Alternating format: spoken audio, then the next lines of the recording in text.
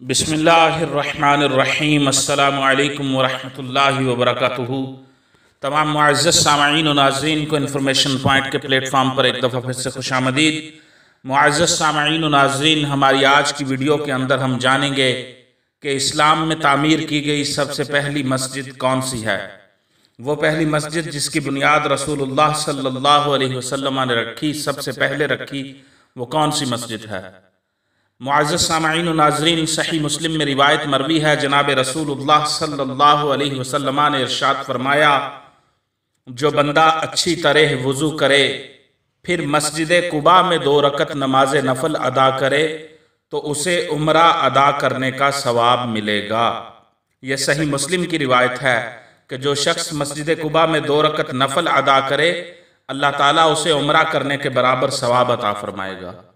تو جی معزز سامعین و ناظرین، سب سے پہلی مسجد جو اسلام میں بنائی گئی وہ مسجد قباء ہے۔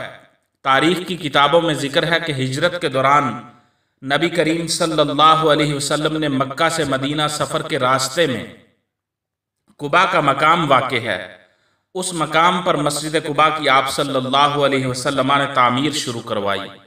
اس کا پہلا پتھر خود نبی کریم صلی اللہ علیہ وسلم نے رکھا، پھر حضرت ابو بکر رضی اللہ عنہ نے اور حضرت عمر فاروق رضی اللہ عنہ نے پتھر رکھا۔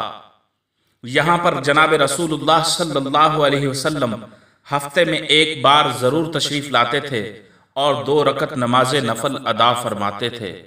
یہی عمل حضرت ابو بکر اور حضرت عمر فاروق رضی اللہ عنہما نے اپنی دور خلافت میں جاری رکھا۔